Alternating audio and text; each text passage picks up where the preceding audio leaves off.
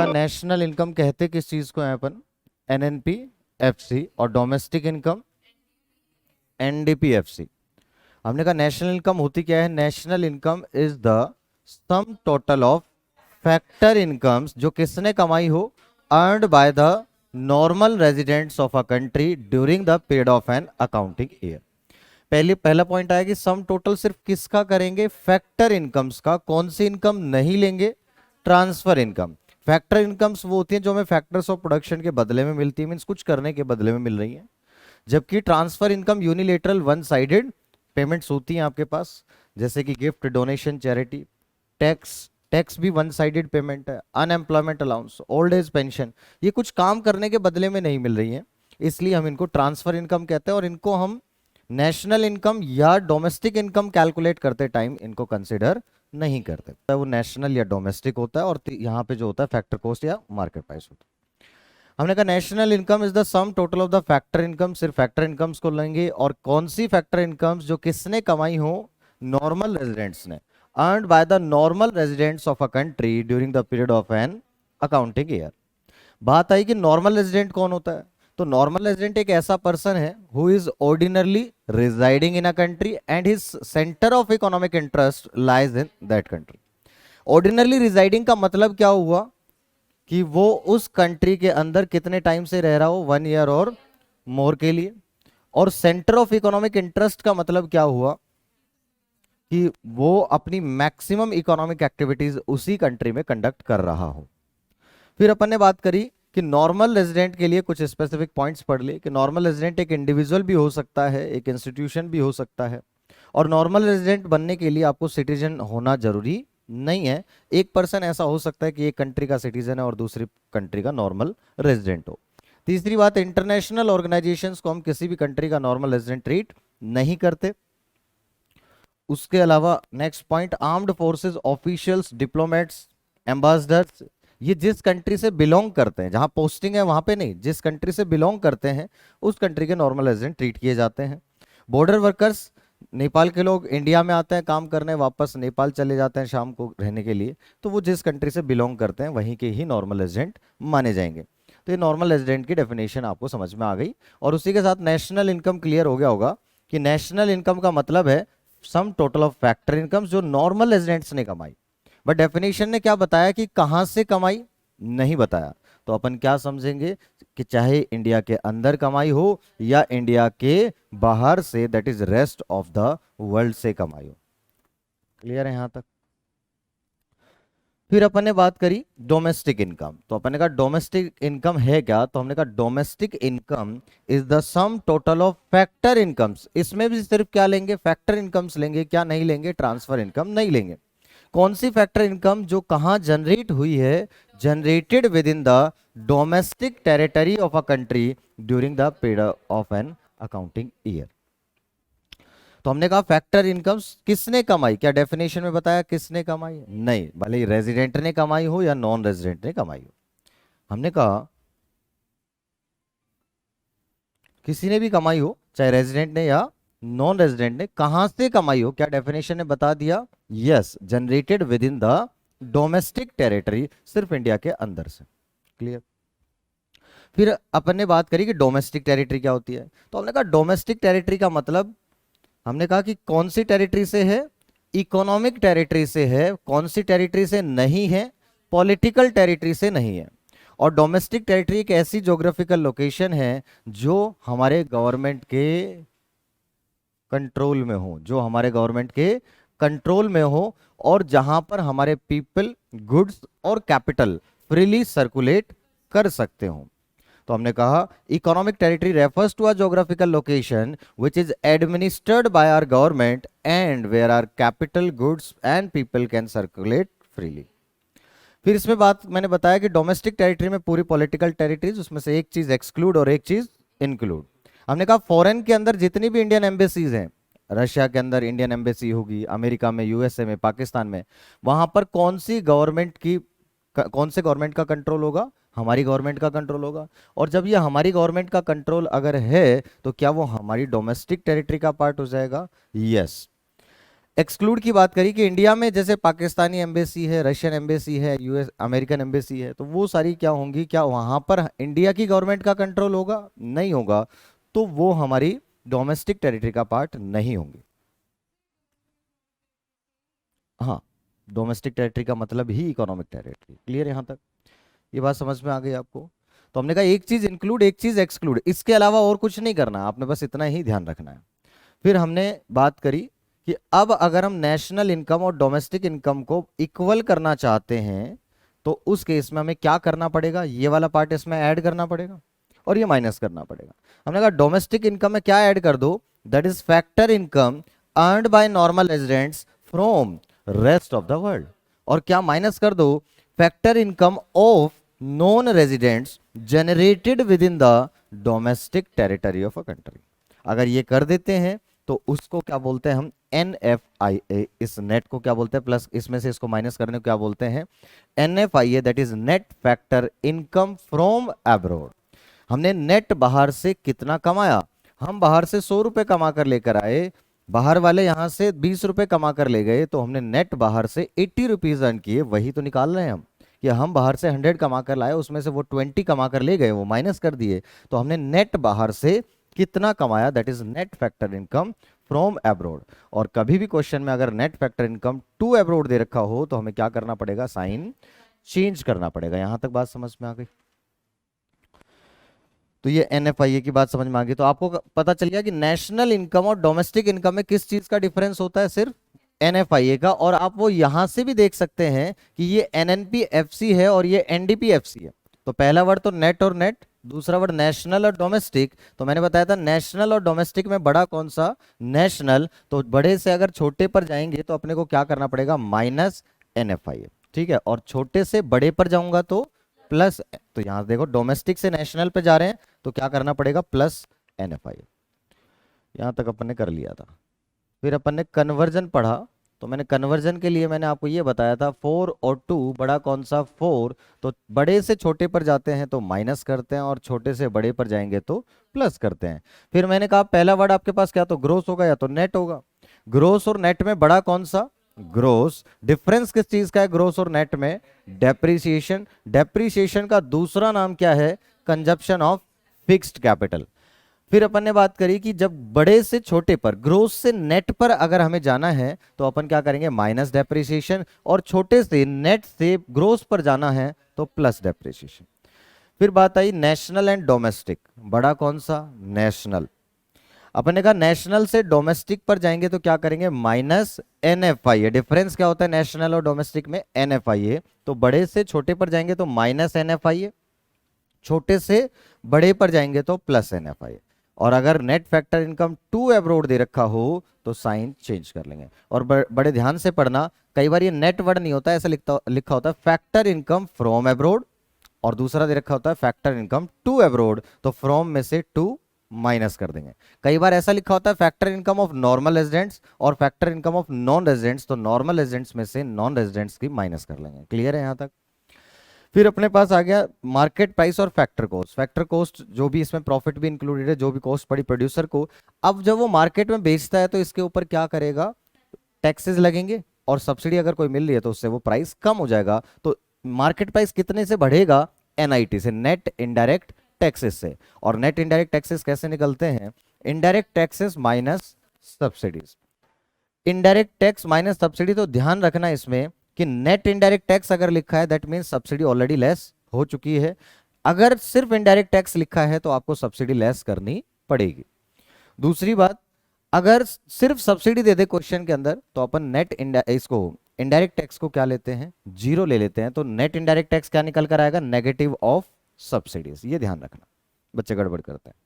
अब बात समझ में आई कि मार्केट प्राइस और फैक्टर कॉस्ट में बड़ा कौन सा, मार्केट प्राइस। तो मार्केट प्राइस से फैक्टर कॉस्ट पर जाने के लिए क्या करेंगे, माइनस NIT, और छोटे से फैक्टर कॉस्ट से बड़े पर जाने के लिए मार्केट प्राइस पर क्या करेंगे, प्लस NIT। कोई डाउट किसी को कन्वर्जन में? अपन ये कुछ एग्जांपल्स पढ़ लिए थे। हम कहते हैं कि जो हमें चाहिए होता है वो अपन लेफ्ट हैंड साइड रखते हैं, और जो हमें गिवन होता है, पता होता है, वो अपन राइट हैंड साइड रखते हैं। तो हमने कहा नेट से ग्रोस पर जाना है तो प्लस डेप्रिसिएशन, डोमेस्टिक से डोमेस्टिक पे कोई चेंज नहीं, फैक्टर कॉस्ट से मार्केट प्राइस पर जाना है तो छोटे से बड़े पर जाएंगे, और डिफरेंस क्या है एनआईटी, तो प्लस एनआईटी। समझ में आ रहा है? हमने कहा यहां पर नेट से ग्रोस पर जाना है तो छोटे से बड़े पर जाना है प्लस डेप्रिसिएशन, डोमेस्टिक से नेशनल पर जाना है छोटे से बड़े पर जाना है प्लस एनएफआईए, मार्केट प्राइस से फैक्टर कॉस्ट बड़े से छोटे पर जाएंगे तो माइनस एनआईटी। यहां पर देखो ग्रोस से नेट पर बड़े से छोटे पर माइनस डेप्रिसिएशन, नेशनल से डोमेस्टिक बड़े से छोटे पर माइनस एनएफआई है। सबसे पहले तो छोटे से बड़े या बड़े से छोटा समझ लो तो प्लस माइनस आ जाता है, और डिफरेंस इसका है वो पता ही है आपको। फैक्टर कॉस्ट छोटा है तो छोटे से बड़े पर जाना है तो क्या करेंगे प्लस, और डिफरेंस किस चीज का एनआईटी। समझ में आ गया कन्वर्जन सबको? ठीक है, ये अपन ने इस लेक्चर में पढ़ लिया था, और उसके बाद अपन ने बात करी जीडीपी। लास्ट क्लास में अपन ने बात करी थी दैट इज जीडीपी। हमने कहा जीडीपी का मतलब है gross domestic product. Gross domestic product का मतलब क्या हुआ? GDP refers to the value of all the goods and services produced in the economy या produced within the domestic territory of a country during the period of an accounting year. हमने कहा पूरे साल के अंदर जितने भी goods and services हमने हमारी डोमेस्टिक टेरिटरी में क्या किए हैं, प्रोड्यूस किए हैं, उन सब की वैल्यू का अगर अपन टोटल कर लें तो उसी को क्या कहते हैं अपन? GDP. GDP refers to the value of all the goods and services produced within the domestic territory of a country during the period of an accounting year। पूरे साल में जितने भी गुड्स एंड सर्विसेज प्रोड्यूस किए हैं domestic territory में, उन सब की वैल्यू का टोटल कर दो तो आ जाएगा जीडीपी। अगर आपने उनकी मार्केट वैल्यू को ऐड किया तो ये आएगा जीडीपी एमपी, अगर आपने उनकी फैक्टर कॉस्ट को ऐड किया तो ये आ जाएगा जीडीपी एफसी। बात समझ में आ गई? फिर बताया कि जीडीपी निकालते कैसे हैं, तो जीडीपी कैसे कैलकुलेट करते हैं? GDP equals to price into में क्वांटिटी। जितने भी गुड्स हमने इस साल प्रोड्यूस किए उनकी कितनी कितनी जितनी भी क्वांटिटी प्रोड्यूस की है, मान लो product A, product B, product C, तो उनकी जितनी जितनी क्वांटिटी प्रोड्यूस की उनके रेस्पेक्टिव प्राइस से क्या कर दो, मल्टीप्लाई कर लो और उनका टोटल कर लो, तो वो आ जाएगा आपके पास जीडीपी। अब मैंने बताया जीडीपी दो तरीके की होती है, एक नॉमिनल जीडीपी और एक real GDP. Nominal GDP refers to the GDP estimated using current year prices. जो करंट ईयर जिस साल के लिए जीडीपी कैलकुलेट कर रहे हैं उसी साल के प्राइसेस और उसी साल की क्वांटिटी अगर हम ले रहे हैं तो क्या निकल कर आएगी, that is nominal GDP. Price भी करंट ईयर का, क्वांटिटी भी करंट ईयर। रियल जीडीपी की बात करें तो हमने कहा GDP refers to the GDP estimated using constant prices या बेस ईयर प्राइसेस। इसमें क्या होगा, प्राइस आपका जिस साल से आप कंपेयर कर रहे हैं उस साल का प्राइस लेंगे, क्वांटिटी इस साल के लेंगे, तो ये होगा आपके पास रियल जीडीपी। यहां तक कोई डाउट? फिर अपन ने बात करी यहीं पर कि ये बताओ जब नॉमिनल जीडीपी में प्राइस भी इस साल का, क्वांटिटी भी इस साल की, तो अगर नॉमिनल जीडीपी इंक्रीज हो रही है तो इसके क्या रीजन हो सकते हैं? क्या तो प्राइस बढ़ गया, या तो क्वांटिटी बढ़ गई, या तो कुछ कॉम्बिनेशन जो भी लग सकता है कि दोनों में कोई भी चेंज हुआ जिसकी वजह से बढ़ गया। तो क्या कोई हम कंक्लूजन पर पहुंच पाएंगे कि क्वांटिटी इंक्रीज हुई कि क्वांटिटी इंक्रीज नहीं हुई? कंक्लूजन पर नहीं पहुंच पाएंगे। आइए बात करते हैं अभी। तो अपन ने आगे बात करी, ये तो कन्वर्जन की बात कर ली थी, पहले एक बार इस कन्वर्जन की बात करते हैं और फिर उस पर चलते हैं। कन्वर्जन के अंदर हमने सीखा कि रियल जीडीपी से नॉमिनल जीडीपी पर हम कैसे कन्वर्ट करें, रियल जीडीपी को नॉमिनल जीडीपी में और नॉमिनल जीडीपी को रियल जीडीपी में। मैंने कहा मैथमेटिक्स का एक ही रूल है, न्यूमरेटर और डिनोमिनेटर को क्या कर दो, सेम बना दो, जैसा न्यूमरेटर है वैसा ही डिनोमिनेटर बना दो। तो अगर नॉमिनल जीडीपी निकालनी है तो क्या गिवन होगी, रियल जीडीपी। और रियल जीडीपी किस पर, कौन से प्राइस पर है, बेस ईयर के प्राइस, और बेस ईयर के प्राइस को हम हमेशा क्या लेते हैं, 100। तो अगर ये बेस ईयर प्राइस पर है तो इसको डिवाइड भी किससे करेंगे, बेस ईयर के प्राइस से, दैट इज 100 से डिवाइड करेंगे। मल्टीप्लाई अपोजिट कर दो, जो निकालना है multiply by current index, that is price index. Price index होता है करंट ईयर का जो प्राइस होता है, जब हम कंपेयर करते हैं बेस ईयर के साथ कि अगर कोई भी चीज 100 रुपए की थी बेस ईयर में तो इस बार अगर वो 115 है, इसका मतलब 15% बढ़ गई है आपके पास में, तो वो करंट प्राइस है इस ईयर के रेफरेंस में। तो प्राइस इंडेक्स को ही क्या कहते हैं अपन, जीडीपी डिफ्लेटर कहते हैं, प्राइस इंडेक्स को ही क्या कहते हैं अपन, जीडीपी डिफ्लेटर कहते हैं।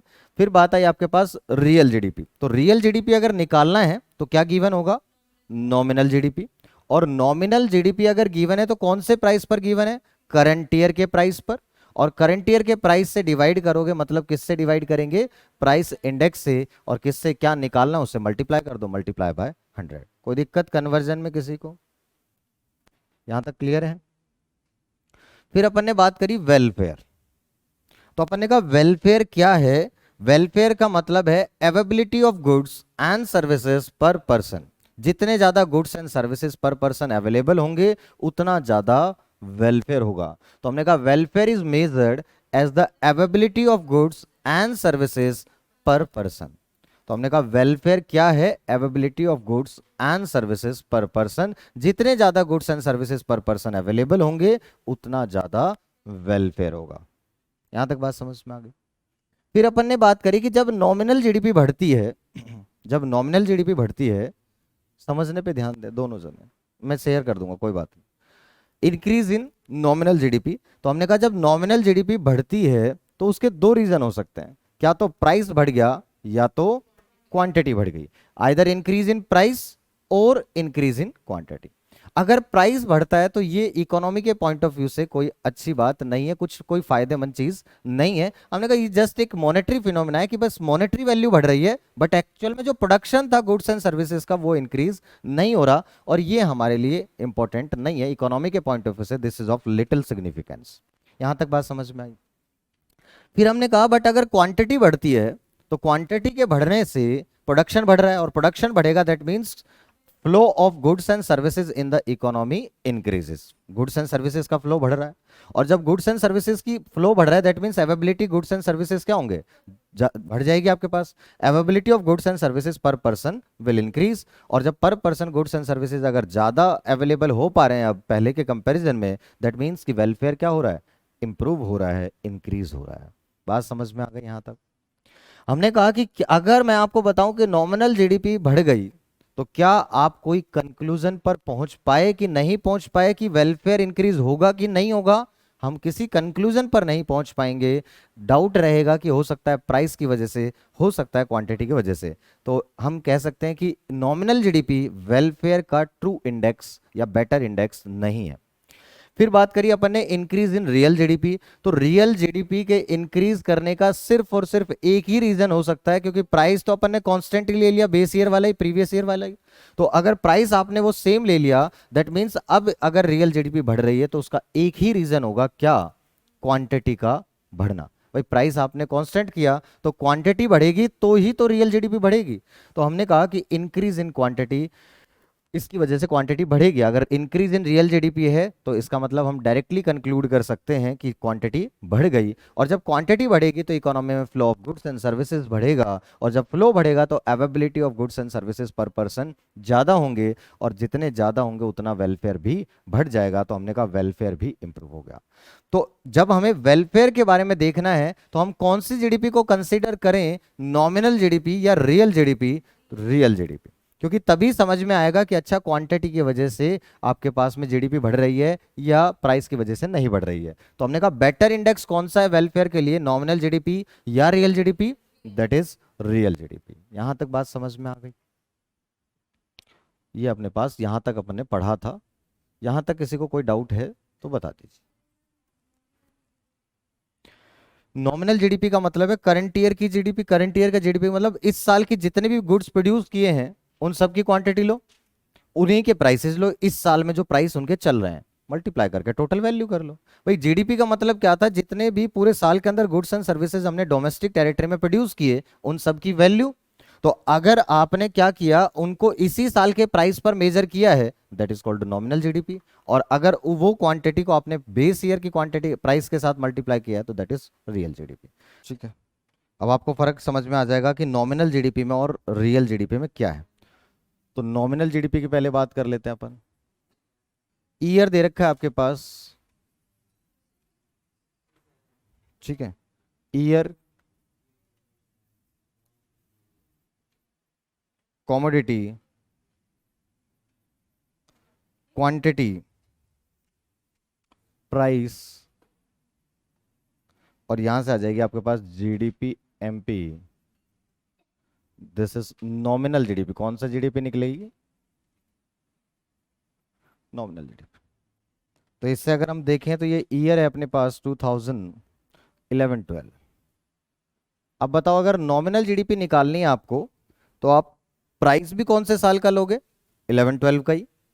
और क्वांटिटी भी कौन से साल की लेंगे? 11-12 की। तीन कॉमोडिटी दे रखी है आपके पास, wheat, cloth and sugar. This is 20 tons, 100 metres और 5 टन। देखो सबकी यूनिट भी अलग अलग है, बट हमें उससे फर्क नहीं पड़ रहा, क्योंकि हम जीडीपी का मतलब क्या निकाल रहे हैं? जितने भी गुड्स एंड सर्विस प्रोड्यूस, सबकी वैल्यू का टोटल करना है।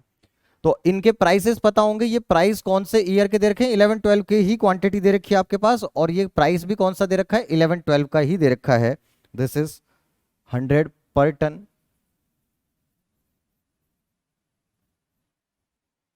5 पर टन। कुछ भी ले लो, इसमें कोई प्रॉब्लम नहीं है कि यही लेने हैं अपने को। अपने को तो सिर्फ एक बार करके दिखाना है कि अच्छा ये क्या हुआ। पर टन। तो अब आप बता सकते हैं कि अगर वीट की हमने 20 टन प्रोड्यूस किए और प्राइस आपके पास में 100 रुपीज पर टन है, तो टोटल कितनी जीडीपी बन जाएगी? वैल्यू 2000 इसकी वैल्यू हो जाएगी। अगर 100 मीटर्स 5 के हिसाब से तो 500, और इसकी बात करें तो 2500। तो जितने भी गुड्स प्रोड्यूस करें, क्या उन सब की वैल्यू का टोटल निकाल सकते हैं अपन? यस। कितना हो गया आपके पास? 5000। ध्यान रखना कि ये जो प्राइस दे रखा है ये भी कौन सा दे रखा है? 2000। 11-12 की क्वांटिटी है, और जो ये प्राइस दे रखा है ये भी क्या है? 2011-12 का ही है। बात समझ में आ गई? दोनों जिस ईयर का जीडीपी कैलकुलेट कर रहे हैं, उसी साल का प्राइस, उसी साल की क्वांटिटी। तो this GDP is called nominal GDP. क्या हुआ? हाँ ऑब्वियसली रुपीज में है, क्योंकि ये रुपीज में ही दे रखा था ना, रुपीज 100 पर टन। ठीक है, यहां तक बात समझ में आ गई। अब इन्होंने रुपीज इन करोड़, उससे फर्क नहीं पड़ रहा। बात यह है कि वैल्यू निकालनी है आपको, चाहे वो लैक्स में हो चाहे वो करोड़ में हो। फिर अपनी बात आ गई, दैट इज रियल जीडीपी। तो अब रियल जीडीपी में आप देखेंगे कि रियल जीडीपी के लिए भी टेबल तो यही बनानी है। Year, commodity, quantity, price, GDP MP, और ये निकल कर आएगी आपके पास, दिस इज रियल जीडीपी। ठीक है।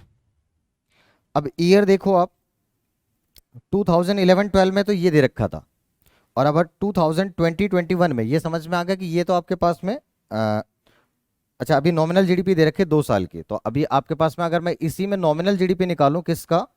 आपके पास नॉमिनल निकाल लेते हैं इसको। अभी अगर इसमें नॉमिनल जीडीपी निकालें 2021 का, क्योंकि कंपैरिजन तो तभी कर पाएंगे ना। तो नॉमिनल जीडीपी निकाल रहे हैं अब हम, ईयर 2021-22, 2021, 20-21। अपन ने पहले बेस ईयर लिया, एक साल लिया, उस साल की जीडीपी निकाल दी, नॉमिनल जीडीपी। अब एक करंट ईयर ले रहे हैं, उस साल की भी जीडीपी निकाल दो, तो उसको भी नॉमिनल जीडीपी कह देंगे।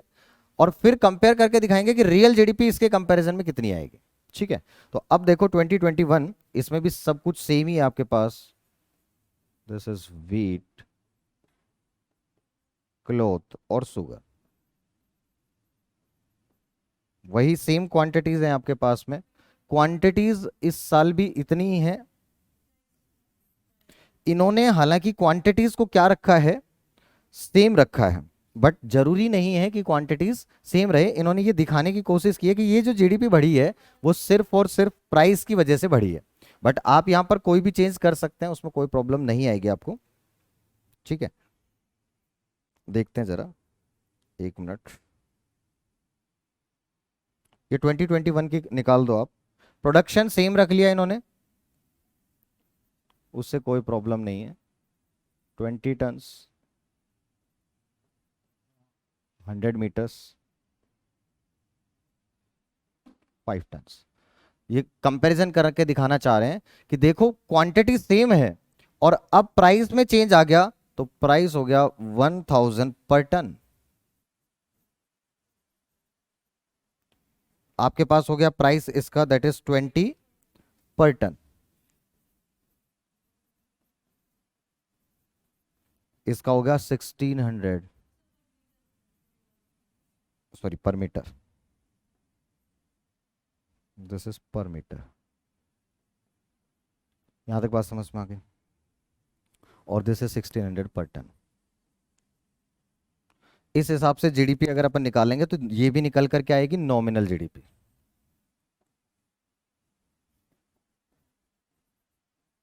This is nominal GDP. और कितना कितना आ जाएगा अपने पास, this is 20,000, this is 2,000, 8,000, total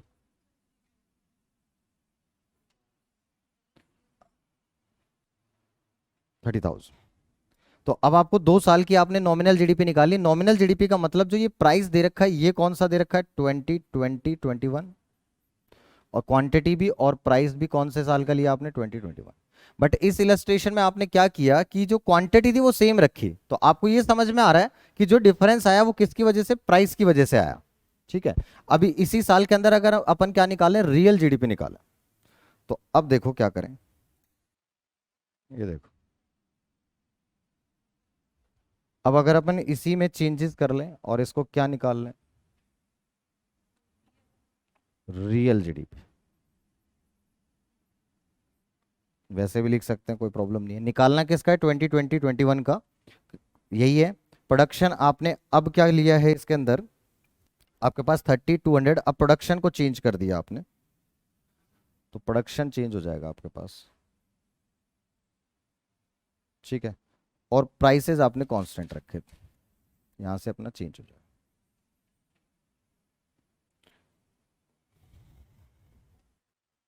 तो क्वांटिटी इन्होंने ली है जैसे 30 टन्स 2021, ठीक है, 200 टन्स और 10 टन्स, 200 मीटर, सॉरी बार बार टन चल रहा है, 200 मीटर्स, 10 टन्स, यस। ये दे रखा है आपके पास 100 पर टन, 5 पर मीटर और 500 पर मीटर।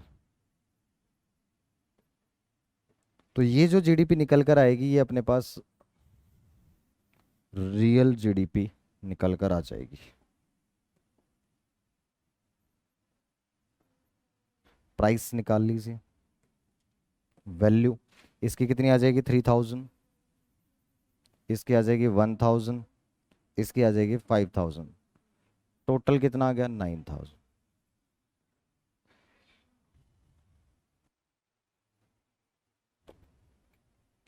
अब आप कंपेयर करके देखें कि 11-12 के अंदर इन्होंने दूसरा टेबल ले रखी है, कोई भी आपके पास में सेम ही थी 2500, ठीक है, और इससे कंपेयर करके दिखाया। और प्राइस कौन से साल के लिए हैं इन्होंने, बेस किसको माना है इसके अंदर, 500, 5 और 500। ये देखो प्राइस आपके पास में जो ये प्राइसेस थे, ये वाले जो प्राइसेस हैं 11-12 के, हमने जो प्राइसेस लिए हैं वो भी क्या लिए हैं, तो ये लिए हैं हमने 2011-12 के, जबकि क्वांटिटी अपन ने जो ली है वो इसी साल की ली है 2020-21 की। ठीक है, तो अब आपको समझ में आ रहा है कि इसके साथ अगर कंपेयर करके देखें तो नॉमिनल जीडीपी ये कौन से साल की थी, 2021 की। नॉमिनल जीडीपी में तो क्या हुआ आपके पास में, देखो इस साल की क्वांटिटी 2000 सेम रखी बट प्राइस चेंज हो गया, इसकी वजह से नॉमिनल जीडीपी तो कितनी होगी, 30,000। लेकिन अगर यहां पर अपन देखें प्राइस सेम रखेंगे और क्वांटिटी आपके पास अगर चेंज होगी तो सिर्फ क्वांटिटी के चेंज होने की वजह से ये रियल जीडीपी आपके पास चेंज होगी। अगर मैंने ये क्वांटिटी भी सेम ले ली होती, मान लो इस साल में भी प्रोडक्शन सेम होता, तो क्या रियल जीडीपी सेम आ जाता, यस। तो आपको बात समझ में आ रही है कि रियल जीडीपी सिर्फ एक ही केस में बढ़ सकती है, जब ये क्वांटिटी के अंदर क्या हो, अपने पास चेंज हो। अगर क्वांटिटी में चेंज नहीं होगा तो रियल जीडीपी चेंज नहीं होगी, फिर वो सेम ही आएगा। क्लियर है? ये समझने के लिए आपको समझा दिया, बट कोई जरूरत नहीं थी इसकी। ठीक है, अब लास्ट टॉपिक इसमें आता है, that is GDP and welfare. ठीक है, अब ये बताओ, जीडीपी पढ़ लिया अपन ने और वेलफेयर भी पढ़ लिया अपन ने, दोनों में रिलेशन क्या है?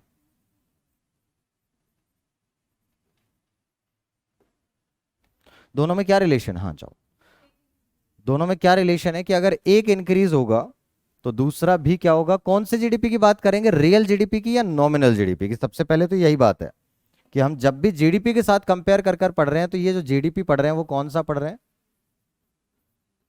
Real GDP.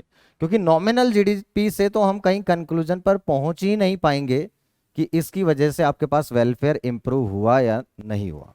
तो हमें रियल जीडीपी को कंसीडर करना होता है। वेलफेयर का ट्रू इंडेक्स या बेटर इंडेक्स क्या है? Real GDP. तो जनरली जितनी ज्यादा रियल जीडीपी होगी, बताओ, जैसे जैसे नॉमिनल जीडीपी रियल जीडीपी बढ़ेगी, क्या क्वांटिटी बढ़ेगी? क्वांटिटी बढ़ेगी तो flow of goods and services बढ़ेगा इकोनॉमी में, और जब flow of goods and services economy में इंप्रूव होगा, इंक्रीज होगा, तो availability of goods and services per person ज्यादा होगी, जिससे कि वेलफेयर बढ़ेगा। तो एक तरीके से कैसी रिलेशनशिप होगी आपके पास रियल जीडीपी और वेलफेयर में? डायरेक्ट रिलेशनशिप होगी। जैसे जैसे आपके पास में रियल जीडीपी इंक्रीज होगी तो वेलफेयर भी इंक्रीज होगा। ये जनरल रिलेशन है, बट इस चीज की भी कुछ लिमिटेशंस हैं कि ये ट्रूली रिफ्लेक्ट नहीं कर पाता वेलफेयर को। रियल जीडीपी भी ट्रूली रिफ्लेक्ट नहीं कर पाएगा, एक्चुअल पोजीशन नहीं दिखा पाएगा कि अच्छा वेलफेयर कितना है। उसकी कुछ लिमिटेशंस हैं, 4 लिमिटेशंस है, बड़ी इंपॉर्टेंट हैं। तो सबसे पहले तो इसके बारे में लिख लें अपन कि रियल जीडीपी जो है, रियल जीडीपी और वेलफेयर में क्या है अपने पास? Direct relation. अपन कह सकते हैं real GDP is considered real GDP is considered as an index of welfare of the people.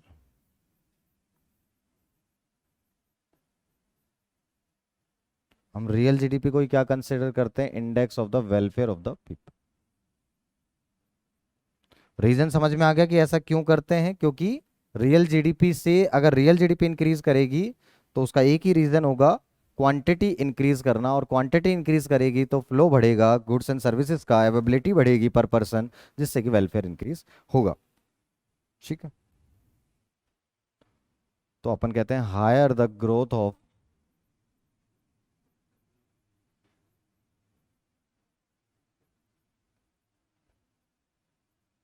Real GDP. ठीक है, रियल जीडीपी लिखें इसमें, greater is the flow of goods and service, और उसी के बाद greater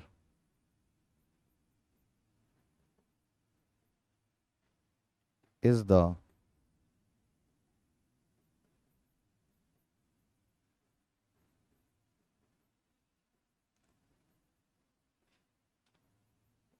availability of goods and services per person.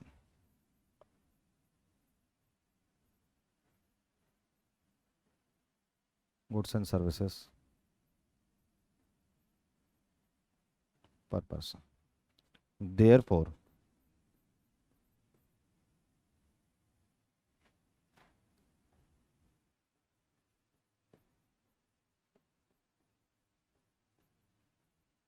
there is a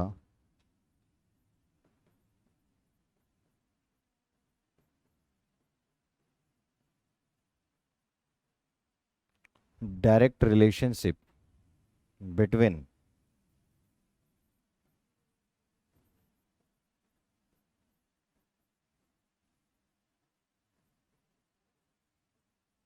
real GDP and welfare. ठीक है, यहां तक बात समझ में आ गई?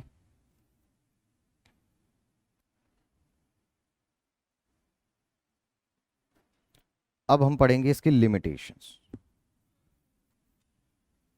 क्या हुआ? कल करेंगे, आज तो पढ़ाई क्या,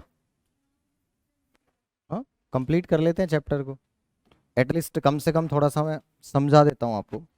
ठीक है, कुछ नहीं है, छोटा सा सिंपल सा टॉपिक है, समझ लो, लिख लेंगे बाद में। हमने कहा कुछ लिमिटेशंस हैं इस चीज की भी। हमने कहा डायरेक्ट रिलेशन है किसके बीच में, रियल जीडीपी और वेलफेयर में, लेकिन इसकी भी क्या है, कुछ लिमिटेशंस हैं। टोटल 4 लिमिटेशंस है हमारे पास। पहला पॉइंट आएगा कंपोजिशन ऑफ जीडीपी। देखो प्रोडक्शन तो बढ़ रहा है, लेकिन प्रोडक्शन किस चीज का बढ़ रहा है ये देखना भी तो जरूरी होगा। अब जैसे डिफेंस इक्विपमेंट्स की बात करें तो अगर आर्म्ड इक्विपमेंट्स बढ़ रहे हैं, प्रोडक्शन हम आर्टिलरी का बढ़ा रहे हैं, सोचो आप, क्या इससे हमारे लिए कोई goods and services per person availability ज्यादा हो रही है कि नहीं हो रही है? नहीं हो रही। तो उस केस में क्या हमारा कोई वेलफेयर इंक्रीज कर रहा है कि नहीं कर रहा है? नहीं कर रहा है। तो इसका मतलब जीडीपी सिर्फ बढ़ना, रियल जीडीपी बढ़ना और हम कहते हैं कि वेलफेयर सबका बढ़ेगा, ये ठीक नहीं होगा। ये किस बात पर डिपेंड करता है कि जीडीपी में प्रोडक्शन बढ़ किस चीज का रहा है, that is composition of GDP क्या है। अगर प्रोडक्शन आपके पास में सिगरेट्स का, लिकर का, इनका प्रोडक्शन ज्यादा हो रहा है, तो ऐसी सिचुएशन में क्या हम कह सकते हैं कि वेलफेयर इंक्रीज हो रहा है? या आपने कहा कि आर्म्ड आर्टिलरी, आर्म्ड इक्विपमेंट्स जो भी हैं उनका प्रोडक्शन बढ़ रहा है, तो क्या उससे डायरेक्टली लोगों के पास में गुड्स एंड सर्विसेज अवेलेबिलिटी बढ़ी कि नहीं बढ़ी? नहीं बढ़ी। इनडायरेक्ट वे में एक पीसफुल एनवायरनमेंट जरूर क्रिएट होगा, बट आपके पास में डायरेक्ट रिलेशन नहीं होगा, है ना। डायरेक्टली हम कह सकते हैं कि उससे वेलफेयर इंप्रूव नहीं होगा। तो आपको समझ में आ गया कि एक्चुअल में हम कह तो रहे हैं जीडीपी बढ़ रही है, बट ये देखना भी जरूरी है कि ये जीडीपी बढ़ी किसकी वजह से है, कौन से गुड्स का प्रोडक्शन बढ़ा है इस साल, उसकी वजह से हम देखेंगे कि बेटर इंडेक्स। तो एक बात तो ये समझ में आ गई। दूसरी बात ये है कि डिस्ट्रीब्यूशन ऑफ इनकम। अगर डिस्ट्रीब्यूशन ऑफ इनकम अनइक्वल है तो क्या सारे लोग इक्वली एक्सेस कर पाएंगे सारे गुड्स एंड सर्विसेज को? इकोनॉमी में तो अवेलेबल है, बट हम एक्सेस ही नहीं कर पाएंगे। और जब एक्सेस नहीं कर पाएंगे तो क्या ये बेटर इंडेक्स है कि सबका वेलफेयर बढ़ गया ये कह देना ठीक होगा? नहीं, पैसा बढ़ रहा है, सिर्फ अंबानी का बढ़ रहा है, अडानी का बढ़ रहा है, हमारा नहीं बढ़ रहा। तो हम कैसे, हमारे लिए तो गुड्स एंड सर्विसेज उतने ही रहेंगे। क्लियर है? तो हमारा वेलफेयर इंप्रूव नहीं होगा। तो ये जनरल स्टेटमेंट दे देना कि डायरेक्ट रिलेशन है, वहां पर उसकी भी, वो भी थोड़ी बहुत लिमिटेशन है। 2 पॉइंट क्लियर हुए, अनडिस्ट्रीब्यूशन ऑफ डिस्ट्रीब्यूशन ऑफ इनकम और कंपोजिशन ऑफ जीडीपी। एक पॉइंट आता है हमारे पास, अभी भी गांवों में कुछ हद तक बार्टर सिस्टम चलता है। Barter system money and banking पढ़ेंगे तब आएगा।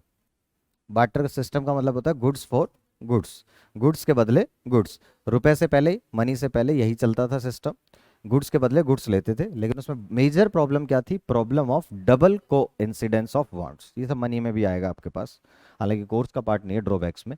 डबल को इंसिडेंस का मतलब क्या होता है? को इंसिडेंस का मतलब मैच कराना। मेरे को जो चीज बेचनी है वो सामने वाला खरीदना चाहता हो, और सामने वाले को जो चीज बेचनी है वो मैं खरीदना चाहता हूँ। सोचो ऐसा पर्सन ढूंढने के लिए मैं अगर आज आपसे कह दूं तो ये कितना मुश्किल हो जाएगा। तो ये सब चीजें हम पढ़ेंगे वहां पर कि बार्टर सिस्टम धीरे धीरे, स्टार्टिंग में क्या है कि चीजें, प्रोडक्ट, गुड्स एंड सर्विसेज कम थे, लोग कम थे, एक्सचेंज की जरूरतें कम थी, तो चल जाता था। लेकिन अब क्या है? अब आपके पास में गुड्स एंड सर्विसेज बहुत ज्यादा हैं, वांट्स बहुत ज्यादा हैं, लोग बहुत ज्यादा हैं, एक्सचेंज बहुत ज्यादा रिक्वायर्ड है। तो हम ऐसे लोगों को ढूंढना बड़ा मुश्किल हो जाएगा, इसलिए मनी इनइफेक्टिव हुआ, सॉरी, बार्टर सिस्टम। और फिर हमें लगा कि कुछ ऐसा डेवलप किया जाए, इन्वेंट किया जाए जिसको सब एक्सेप्ट कर लें कॉमन मीडियम ऑफ एक्सचेंज के तौर पर, इसलिए हमने मनी को इन्वेंट किया। ये सब बातें तो अपन अभी बता रहा हूँ, आ रहा हूँ, उसी पॉइंट पर आ रहा हूँ। बार्टर सिस्टम पे चला गया, जबकि जाना नहीं था, लेकिन मैंने चला गया बार्टर सिस्टम पे। अब जीडीपी की अगर अपन बात करें कि जीडीपी के साथ में बार्टर सिस्टम का क्या लेना देना है, तो गाँव में होता क्या है, एग्रीकल्चर करते हैं लोग बाग, और क्या करते हैं, फार्म लेबर को कई बार प्रोड्यूस में ही दे देते हैं, जिसको अपन कहते हैं बटाई पे दे देना, अगर आप लोगों ने सुना है। ठीक है, तो शेयरिंग बेसिस पे कर लेते हैं कि ठीक है तुम सब कुछ करो, जमीन हमारी, सब कुछ प्रोडक्शन तुम करो, 50-50 कर लें।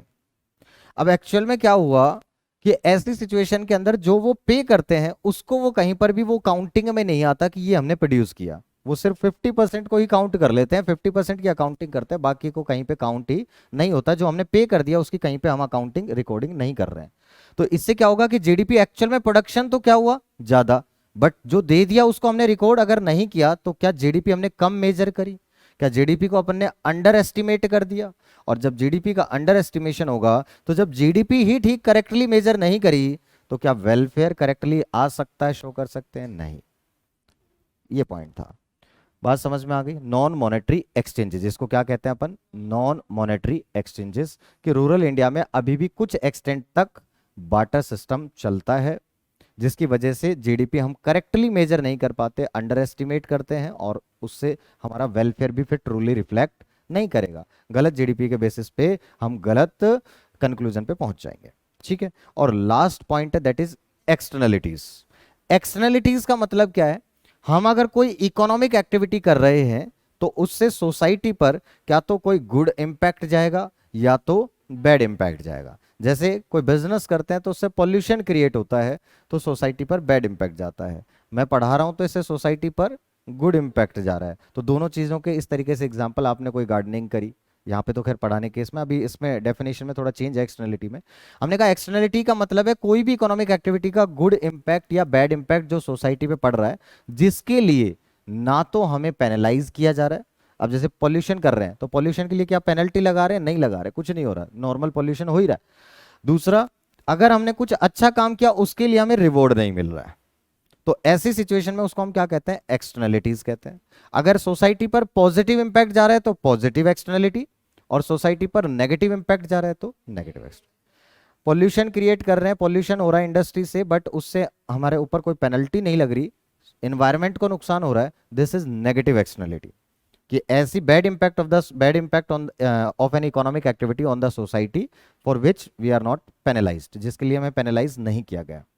और लास्ट पॉइंट ये होगा कि मान लो हमने गार्डनिंग करी, अगर गार्डनिंग करी, बाहर पार्क डेवलप किया, जैसे यूआईटी में मैंने करने की कोशिश की थी स्टार्टिंग में, तो उस किस सिचुएशन में क्या है, पब्लिक प्लेस को अगर हम डेवलप कर रहे हैं तो उससे सोसाइटी का बेनिफिट हो रहा है, बट उसके लिए कोई हमें रिवॉर्ड पे नहीं कर रहा है। तो अगर सोसाइटी पर कुछ अच्छा इंपैक्ट जा रहा है जिसके लिए हमें कोई रिवॉर्ड पे नहीं किया जा रहा है, तो उसके लिए अपन कहते हैं that is positive externality. Positive externality, positive impact क्या, हाँ इंपैक्ट देखते हैं ना, अगर सोसाइटी पर गुड इंपैक्ट तो पॉजिटिव एक्सटर्नलिटी, सोसाइटी पर बैड इंपैक्ट तो नेगेटिव एक्सटर्नलिटी।